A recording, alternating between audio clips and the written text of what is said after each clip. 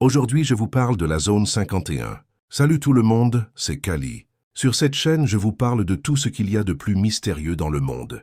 Des lieux secrets, des histoires cachées et des vérités qu'on ne vous raconte pas. Tu vois cet endroit perdu au milieu du désert du Nevada, la fameuse zone 51.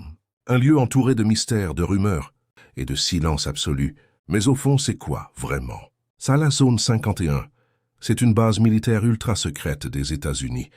Son histoire commence en 1955, en pleine guerre froide. Cette année-là, la CIA choisit une zone isolée près du lac, asséché Groom Lake pour tester un avion espion révolutionnaire, le U-2. En 1957, les premiers vols d'essai commencent. Les avions volent si haut et si vite que des civils les aperçoivent sans comprendre ce que c'est. C'est à ce moment-là que naissent les premières rumeurs d'OVNI. Et dans les années 1960, la base devient encore plus importante. On y développe des projets ultra secrets, comme la 12, précurseur du célèbre SR-71 Blackbird. En 1962, en pleine tension avec l'URSS, ces avions sont utilisés pour espionner des installations nucléaires soviétiques. Dans les années 1970, les activités continuent, mais tout reste classifié. La base devient un symbole du secret militaire américain.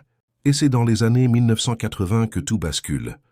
Un homme nommé Bob Lazar affirme avoir travaillé sur des « technologies extraterrestres » à l'intérieur de la base. Selon lui, le gouvernement cacherait des vaisseaux aliens récupérés. C'est en 1989, ces déclarations passent à la télévision et déclenchent une vague mondiale de théories du complot. Mais il n'y a pas que lui. Dans les années 1990, plusieurs anciens employés racontent avoir travaillé sur la base sans jamais savoir exactement ce qu'ils faisaient. Certains disent avoir été transportés dans des avions aux vitres fermées sans jamais voir l'extérieur. Un témoignage revient souvent. Des gardes de sécurité affirment avoir vu des lumières étranges dans le ciel au-dessus de la base. Des objets capables de s'arrêter en plein vol, puis de repartir à une vitesse impossible. Un autre ancien technicien raconte que certaines zones étaient strictement interdites, même pour le personnel, et que des alarmes se déclenchaient sans explication.